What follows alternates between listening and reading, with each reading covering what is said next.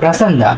Bila kita pergi mall, kita tak perlu buka pun pintu. Sebab pintu tu dia terbuka secara automatik. Bila kita masuk toilet, kita tak perlu buka pun lampu. Sebab lampu tu dia terbuka secara automatik. Sebab apa?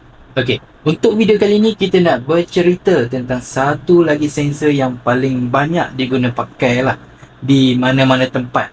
Okey.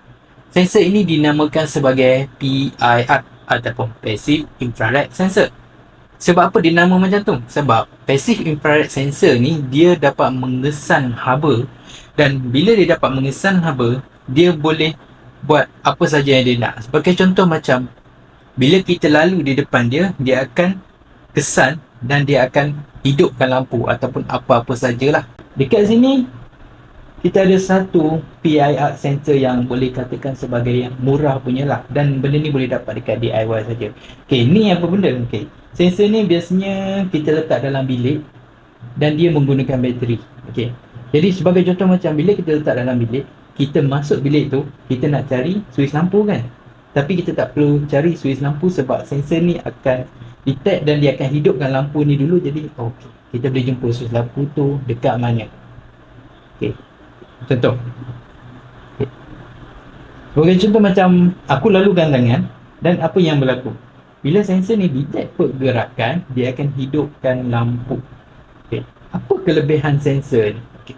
Sensor ni dia boleh kesan pergerakan sampai 7 meter sampai 1 ke 7 meter, bergantung kepada setting dia.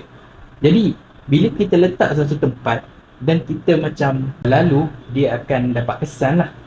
Ini adalah sensor yang dah siap pasang lah. Jadi macam mana kalau macam kita nak main-main, macam kita nak buat projek kita sendiri dengan menggunakan sensor yang macam ni ataupun PIR sensor ni.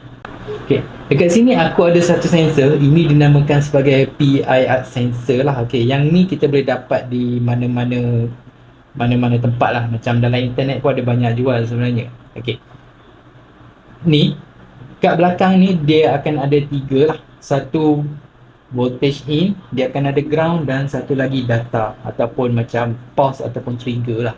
Okey, jadi benda ni kita akan sambungkan dengan menggunakan Arduino. Dia tak kisahlah Arduino Uno ke Nano ke Pico ke dan sebagainya, tak ada masalah. Yang penting kita menggunakan microcontroller lah. Jadi bila kita sambungkan yang ni dengan yang ni, daripada sini kita boleh arahkan apa saja yang dia nak buat. Sebagai contoh macam kita nak buat projek yang pintu terbuka secara automatik bila kita lalu. Okey, kalau kita tengok dekat parking-parking sekarang kan, dia ada pakai satu macam penghadang kan. Jadi penghadang tu akan terbuka bila kita lalu. Okey, kita boleh pakai PIR sensor ni. Seterusnya, ada lagi projek yang kita boleh buat. Okey, sebagai contoh kita nak buat pengawasan.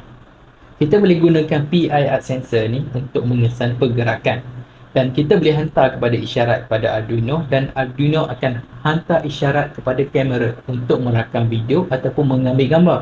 Boleh juga kita pakai benda ni. Sebenarnya PIR sensor ni dia tak terhad lah untuk apa-apa projek, sebab kita boleh guna imajinasi kita ni dengan bermacam-macam.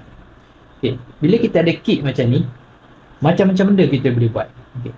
Untuk buat program ni, aku boleh buat video untuk buat program ni dan kita akan belajar lah macam mana nak buat. Tapi untuk video kali ni kita fokus kepada pengenalan kepada sensor-sensor. Untuk video kali ni kita dah belajar dah tentang sensor yang kedua, iaitu PIR sensor. Okey, rasanya itu saja untuk video kali ni. Okey, sekian. Terima kasih.